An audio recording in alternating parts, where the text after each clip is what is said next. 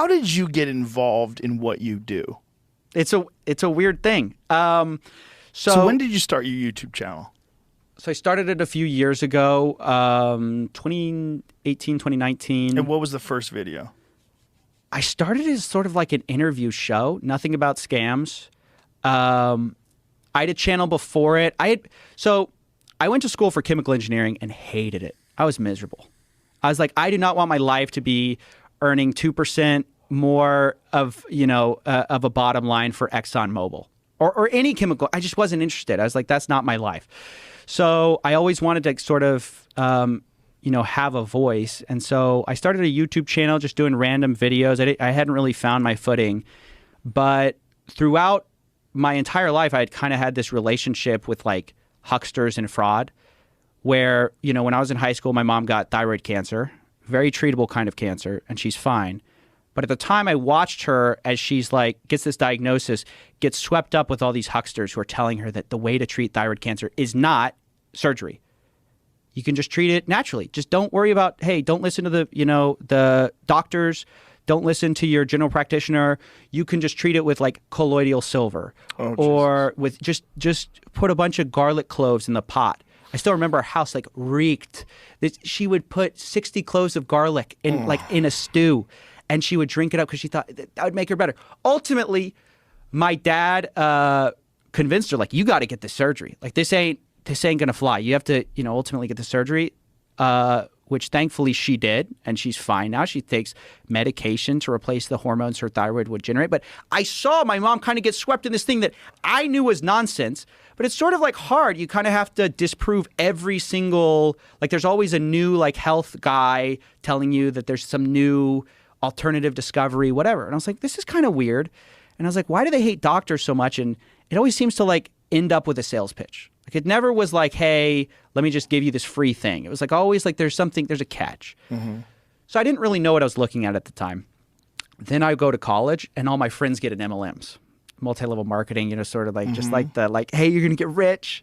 So I was always getting invited to these like get rich seminars and I'd go because it was like my friends like said, hey, we have to get somebody, you want to go? And I was like, sure, I'll go. I was like kind of fascinated. And you'd see these guys, they're like, hey, don't work a 9-to-5 job, like be free like me. And I'm like, you're here on a Sunday at like 5 p.m. How free are you really? Like, you're just kind of grifting here. And so, but you'd see them in nice cars. And so I was like, what am I looking at? And then as I'm doing my YouTube show, I'm like, I get fed a bunch of ads, like get rich quick schemes. Like you've got a bunch of people, flexing in their Lamborghinis telling you, they're like 25 years old telling you, you want to get rich by 25 or 22. I'll show you. I made $1 million. I'm a millionaire by the time I'm 23 years old. Just buy my course. My course is, $2,000. Pay me $2,000. I'll teach you to get rich quick.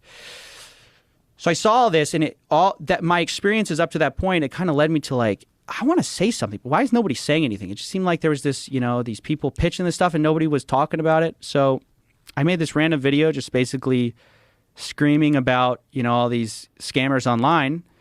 And unlike my previous work, which kind of had resonated, like it had gotten some reactions, but not much. What I noticed is it resonated with people beyond the views, if that makes sense. Mm-hmm. Like I was just like, there was something different about the reaction to it. Like, and victims would reach out to me. They'd be like, hey, I'd been scammed by this guy and I didn't realize what was going on. And you showed me, sort of like how the whole scheme worked. So I decided to start pursuing it step by step. And at first it was like just me discovering like, well, what is this? Well, how does this scheme work? Okay, so I buy this course and then what? What are you saying in the terms of service that means that I can't sue you? You have all these terms of service that basically say none of what I'm saying is true. Like they say they can get you rich in the sales pitch, and then in the terms of service they said results may vary. What's that about? Mm-hmm. I mean, ultimately it's like, and so I realized like, oh, there's this sophisticated way that they're preying on my psychology and they're setting it up with like, I used to be broke like you. Well, that's a strategy. Mm. A lot of these guys were never broke. Right? It's just part of the story you have to tell to be really effective. It's like, I used to be just like you, Joe, but then, I found out that doing Amazon drop shipping is the way to make millions of dollars.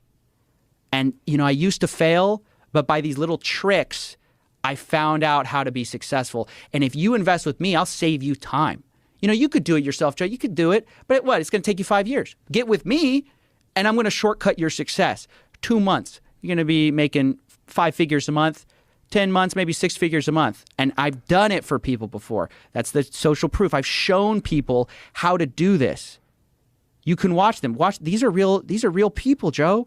You can be just like them. And so I started watching this and I started like seeing it. I'm like, oh my gosh, this is so interesting. I start covering it, and then I start to get cease and desist letters. They don't like that. So they start to send me, they say, hey, you better shut up or we're going to sue you. And I was like, okay. I'm not going to stop making these videos. I just kept making the videos, and ultimately they never did. But I start doing that, and after I cover get rich quick schemes for a while, I start hearing about these tokens, and they're like, "Hey, selling courses, like it's always the new grift. You always have to find because people figure it out. Like they go like, oh, that actually doesn't work. Like, hey, drop shipping is not actually like this incredible business that you thought it was. That you're going to get rich easily. So don't do that." Go do crypto. You got to get into crypto now. And then it became NFTs for a while. But like, so I eventually like pivoted into this crypto direction and learned all about that. But it started just from a curiosity about scammers. And I wanted somebody to say something because I was just like, why does this make some people tens of millions of dollars and nothing happens? Why are some of these people making hundreds of millions of dollars? People are miserable at the end of it, and nothing happens. And that was the start of my show. So you start just doing interviews about what?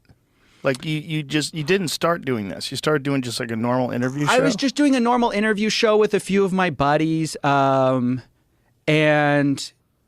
it just was kind of, I was just trying to find my way. I was just trying to like, even before that, I had done a show where I was like trying to break down these topics. I was like researching addiction, and I was just like trying to, you know, make some digestible piece of media around like addiction, right? Because like I always was interested in communicating complicated ideas in a digestible way. I just felt like, man, there's so much cool science out there. There's so many cool ideas out there. How do we communicate this? So I did that for a while. Then I started like Coffeezilla was like this spin-off channel, and I was like, let me do some interviews.